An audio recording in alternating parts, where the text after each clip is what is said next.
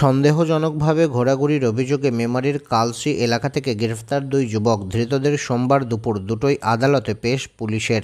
পূর্ব বর্ধমান জেলার মেমারি থানার অন্তর্গত মেমারি ১ নম্বর ব্লকের কালসি এলাকা থেকে সন্দেহজনকভাবে ঘোরাঘুরির অভিযোগে গ্রেফতার দুই যুবককে মেমারি থানার পুলিশ সোমবার দুপুরে নির্দিষ্ট ধারায় মামলা রুজু করে বর্ধমান আদালতে পেশ করে। পুলিশ সূত্রে জানা যায়, ধৃতরা হলো শেখ শামীম, বয়স ২৪ বছর, তার বাড়ি মেমারি পৌরসভার অন্তর্গত মেমারির মায়েরকোল পাড়া সংলগ্ন স্টার সিনেমা হল এলাকায়, এবং সমীর বাগ, বয়স ২৩ বছর, তার বাড়ি মেমারির দুলেপাড়া তথা ইছাপুর কালীবাড়ি সংলগ্ন এলাকায়।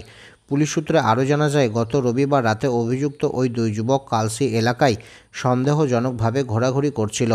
মেমারি থানার টহলরত পুলিশ অফিসার SI আবুল খয়ের তার অন্যান্য পুলিশ আধিকারিকদের নিয়ে ঘটনাস্থলে পৌঁছায় গোপন সূত্রে খবর পেয়ে, এবং অভিযুক্ত ওই দুই যুবককে কালসি এলাকায় সন্দেহজনকভাবে ঘোরাঘুরি করতে দেখে।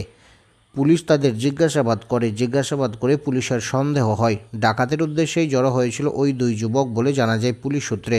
পুলিশ অভিযুক্ত ওই দুই যুবককে গ্রেফতার করে গত রবিবার রাতে এবং সোমবার দুপুরে নির্দিষ্ট ধারায় মামলা রুজু করে বর্ধমান আদালতে পেশ করে বলে জানা যায়।